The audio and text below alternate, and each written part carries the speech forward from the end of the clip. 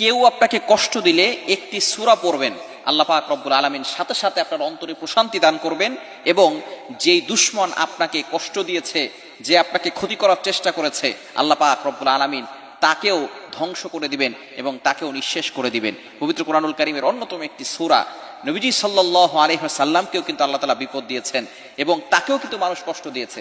মানুষের প্রতি মানুষের দুশমন থাকে, ভালো মানুষের কাছে দুশমন আরো বেশি থাকে। বিশেষ করে নবীজি সাল্লাল্লাহু আলাইহি ওয়াসাল্লাম, তার মতো শ্রেষ্ঠ মহামানব আর কেউ হতে পারে না।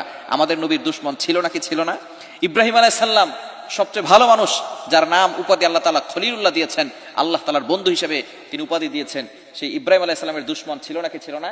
নমরুদ ইব্রাহিম আলাইহিস সালামকে আগুনে পোড়াতে চেয়েছিল, 40 দিন পর্যন্ত এই আগুনকে প্রজ্বলিত করেছে। আল্লাহ পাক রব্বুল আলামিন যেহেতু ভালো মানুষ, ইব্রাহিম আলাইহিস সালাম তিনি হচ্ছেন নবী, তার মতো ভালো মানুষ হতে পারে না। নমরুদ তাকে আগুনে নিক্ষেপ করবে, আল্লাহ পাক রব্বুল আলামিন সাথে সাথে তাকে সাহায্য করেছেন।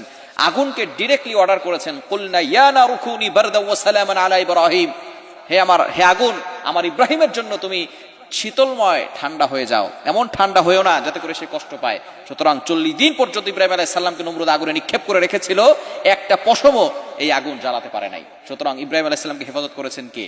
এই বিপদে কেউ কষ্ট দিতে চাইলে, বিপদে ফেলতে চাইলে আপনি সূরা পড়লে আল্লাহ পাক রব্বুল আলামিন আপনাকে বিপদ থেকে উদ্ধার করবেন। কেউ কষ্ট দিলে আপনি এই সূরা লাহাব পড়বেন, তাব্বাত ইয়াদা আবি লাহাবি ওয়া তাব মা আগনা আনহু মালুহু ওয়া মা কাসাব সায়াসলা নারান যাতা লাহাব ওয়া ইমরাআতুহু হাম্মালাতাল হাতাব ফি জিদিহা হাবলুম মিন মাসাদ।